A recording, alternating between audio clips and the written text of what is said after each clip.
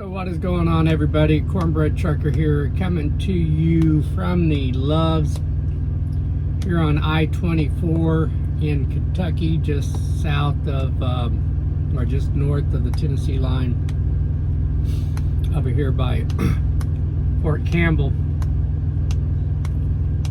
But it's been a while since I did a video. I have had a hard time kind of getting back into the swing of recording videos. I've had some things going on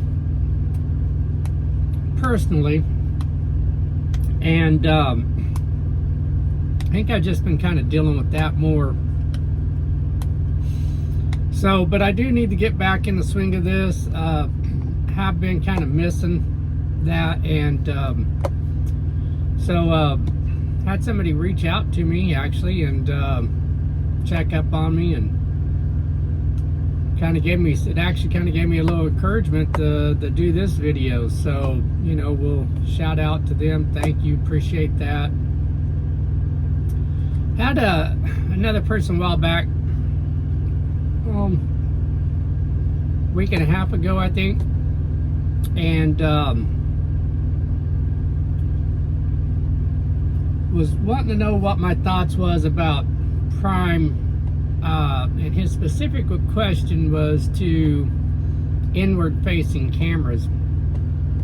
Wanted to know what my thoughts was on it, or my opinion, I guess. And you know, I don't know that I really have an opinion. I mean, I think the reason is kind of, I mean, I don't want somebody watching me either, but, and, I mean, it would have to be something that if they go to inward-facing cameras, and I'm not trying this, I'm not saying they are. I heard them in a meeting talk about putting cameras on the truck. I don't recall, and I could be wrong, I don't recall them saying anything about inward-facing, but I know that they talked a lot about not being on your phone,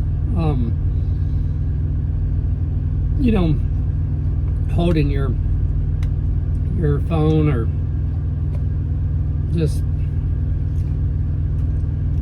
I guess, just, you know, reaching up, touching it, whatever. So, you know, I don't even have a camera as it is right now. I know some people would probably say, oh, you have to have one, you need one, and I get it, I do, and it could save you, you know, prove that you're not at fault,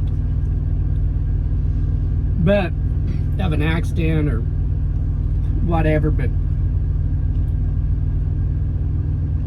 I just haven't spent the money to get one. I don't have nothing against them as far as that, and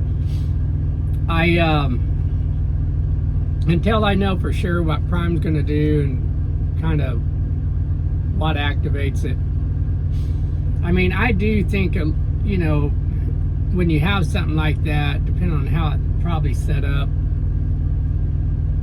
could it be hacked, and could somebody be watching you when you're not driving, you know? I mean, you know, they can do that with your phone too. So I don't know, things are different. You know, we don't have the privacy that we used to have, and we willingly give up a lot of our privacy as it is anyway. So I don't know, I'll save my opinion or my thoughts on that till because I guess I really don't have one, till I know more for sure about what they're wanting to do. And then, you know, if you own your truck, do you have to do it then? I mean, I don't know. So, but we'll just kind of take that one day at a time and kind of see what their next steps are, and be glad to do a video on that. I did, I had my, I'm sorry guys, it's about the 5th truck I've seen. I get annoyed by people flying through truck stops you just get people walking out from behind trucks or whatever, and of course you got trucks coming in one direction and others coming around, and I just hate seeing it. I mean, I myself personally, I'm a little more cautious in these truck stops and shippers and receivers in the yard. I just don't like flying around corners. But anyways, I've had some trouble with my OmniTracks for some time. Please stay to command. And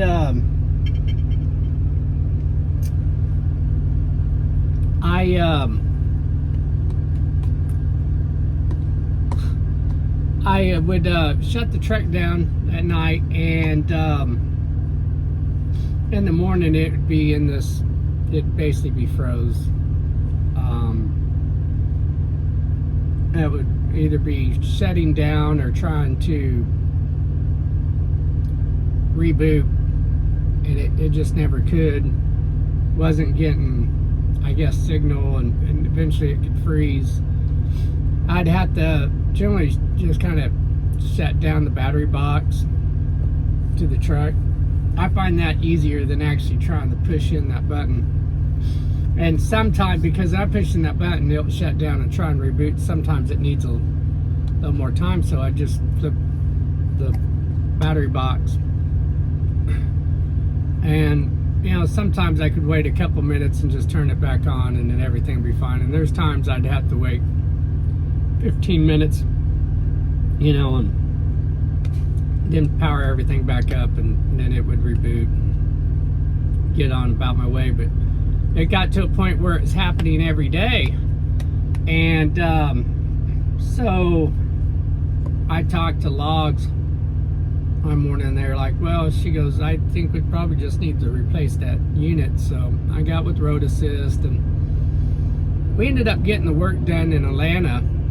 And so they ended up looking at it, and they're like, yeah, let's get it replaced. So they put a new one in, and that only took like really 5-10 minutes, and that process was done. I had to wait a little bit for the programming software to kind of finish doing what it needed to do, and then I logged in, and looked like everything was going to be fine. I got logged into it. It transferred my logs over and stuff, and so I got going down the road, and about every couple of miles I was getting a critical event. And so I called Ron, and he's like, well, I don't even see him. We're not getting nothing on this end. He said, we might need to get your sensors looked at. And we went about what I was doing, and then I noticed, I got over into Kentucky to truck stop, and I noticed when I was trying to figure out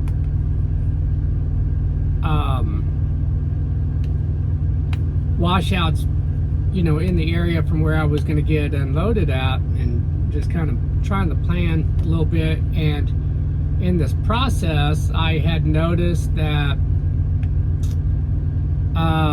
it was still showing my truck in Atlanta. Well, then that next morning, it could not, or it did send me fuel and route recommendations, and where it wanted me the fuel was a place I'd already passed, because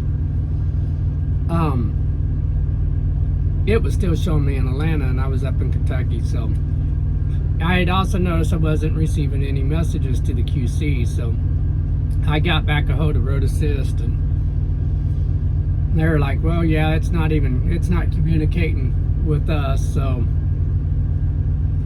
ended up going to Indianapolis to get it worked on to the freight shaker dealership. It was really odd taking a Peterbilt in there, but so I think this is a Peter shaker now, being how they touched it. But good news, they didn't actually touch the truck. It was just QC. So, but it turned out what had happened was when they changed this unit, we should have gotten, I'm going to include myself, but they didn't tell me I needed to do this. I know now. But each one of these has got its own number. Surprise, right? And that number has to be assigned to you. So even though I was able to log in and it downloaded that information, it wasn't assigned to this truck, I guess you could say.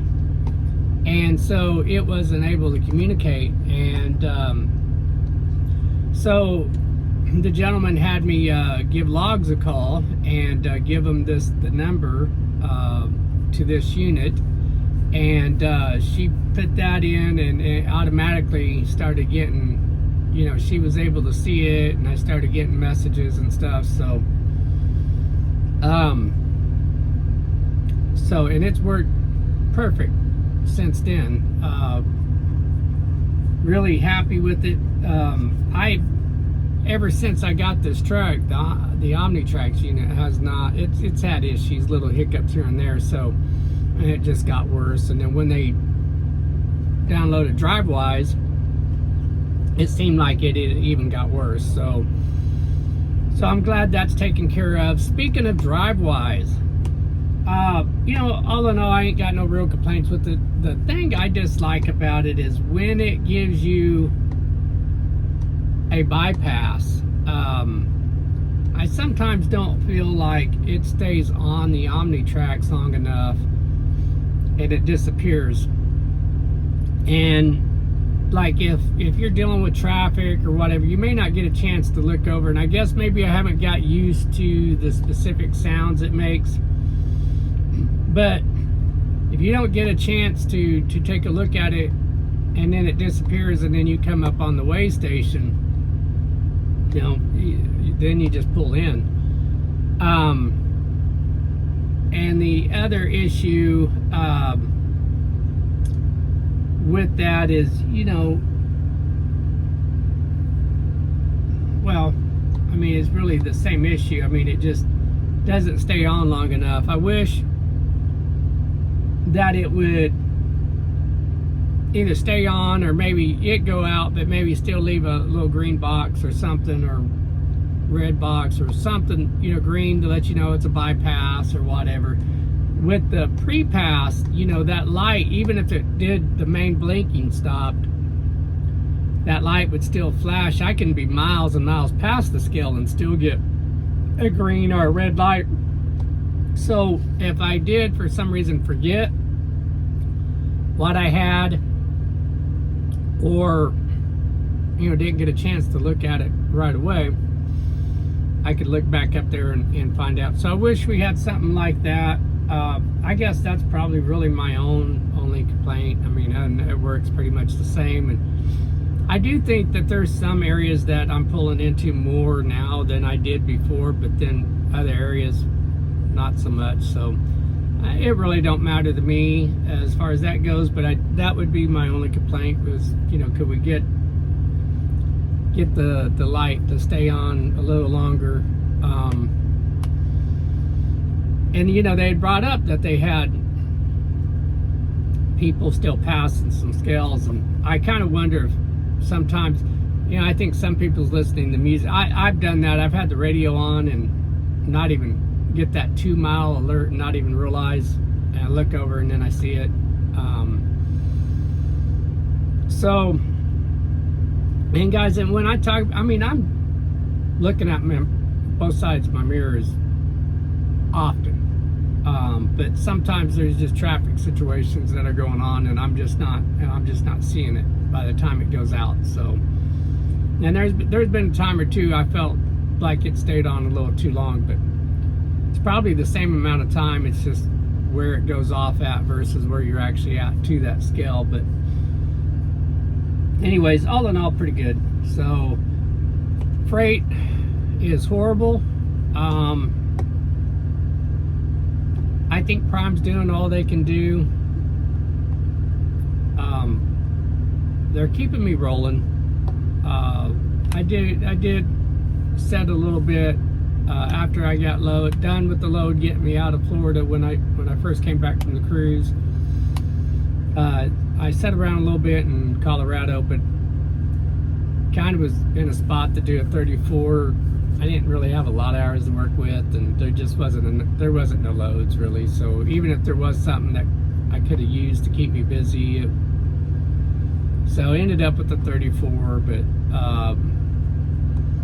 and honestly, I picked up that load and had time to do another 34. But I did that back in my hometown, back in Wichita. So that was actually kind of nice. I didn't get to see everybody I wanted to see